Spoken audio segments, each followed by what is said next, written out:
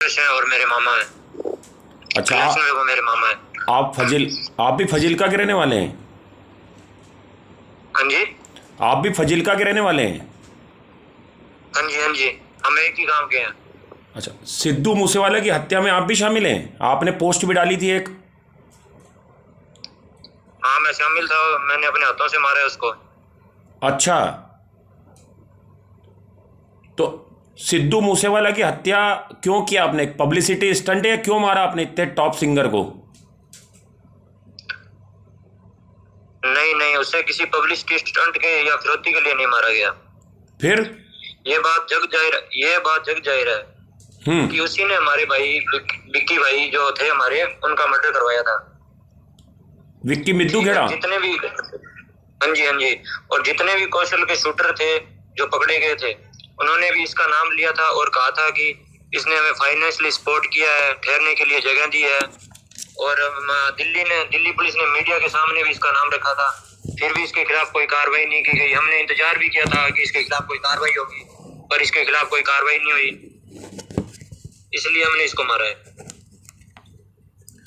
सचिन बिश्नोई, ये बताइए कि आप लारेंस, तमाम लोग सोशल मीडिया पे पोस्ट डालते हैं और आप ये बोलते हैं कि हमारे आदर्श शहीद हैं, लेकिन इतने कुख्यात गैंगस्टरों के आदर्श शहीद कैसे हो सकते हैं? और किसी को इतनी बेरहमी से मारना चाहिए क्या? क्या जी? सचिन बिश्नोई, आप बोलते हैं कि आपके और लारेंस बिश्नोई के जो आदर्श हैं वो शहीद हैं, जी। लेकिन इतने कुख्यात गैंगस्टरों के आदर्श शहीद कैसे हो सकते हैं? देखिए, हम बजरंगबली के भक्त हैं जी। ठीक है। और शहीद हमारे हमारे नहीं, पूरे भारत के ही आदर्श है वो। ठीक है, वो हमारे नहीं, पूरे भारत के आदर्श है। उन्होंने भारत को आजाद कराने के लिए बहुत कुर्बानियां दी, बहुत यातनाएं सही थी। इसलिए वो हमारे आदर्श और पूजनीय है। यह बात सचिन बिश्नोई, ये बताइए, किसी को इतनी बेरहमी से मारा जाता है? 30 गोलियां उनकी गाड़ी पे लगी, थार पे 6 गोली उनके शरीर में लगी। देखो, मेरी बात सुनो।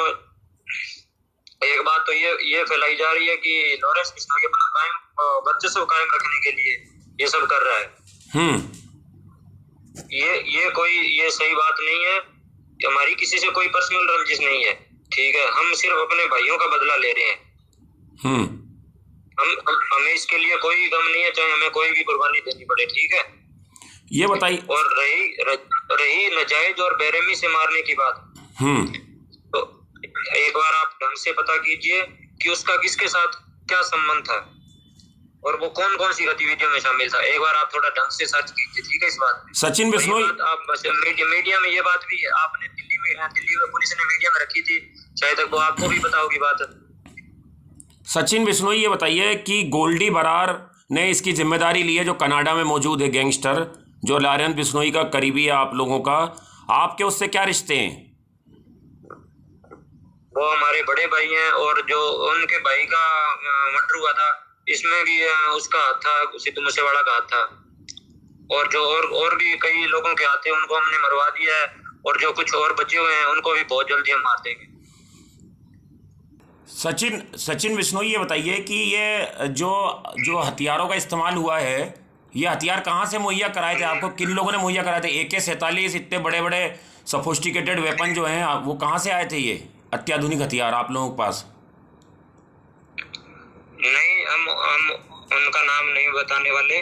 ठीक है, पर हम ये बता सकते हैं कि हमारे पास इससे भी बड़े हथियार हैं। ठीक है, जो लोगों ने हॉलीवुड फिल्मों में हथियार देखे हैं वो हमारे पास हैं। ठीक है, और ये जो कह रहे थे ना कि ये कुछ लोग सुनने में आया कि धमकियां दे रहे हैं, तो धमकियां देने से कुछ नहीं होगा। ठीक है, इन्होंने 2 दिन में मनकीरदौल को मारने का कहा था, इसलिए मैंने आज 4 दिन बाद मीडिया से बात की है। 2 दिन ऊपर निकल गए। ठीक है, कहने से कुछ नहीं होता, और ये कुछ भी करने वाले नहीं है। इनका लेवल नहीं है हमारे सामने कुछ भी। जो भी ये सिर्फ बातें फैला रहे हैं, ये भौंकने वाले कुत्ते हैं सिर्फ। ठीक है। ठीक है जी। ओके। ठीक है, ये बात आप सबको बता दीजिए कि जो ये बातें फैला रहे हैं ना, वो हमसे आके लड़ लें। ठीक है, हमें बताएं कि कहाँ पे लड़ना है, हम बता देंगे कहाँ। हम अब बहुत जल्दी इनको मारने वाले हैं। ठीक है, नहीं तो आप कौन टारगेट पे आपके? आप कह रहे बदला लेना था हमको आपने सिद्धू मूसेवाले से। आप कौन टारगेट पे आपके? ये टारगेट बहुत जल्द पता चल जाएगा आपको, ठीक है। ये जो बातें कर रहे हैं ना कुछ, इन कुत्तों में से अभी एक मरेगा। जिथे जद्दी पिंड है जिथे जम्या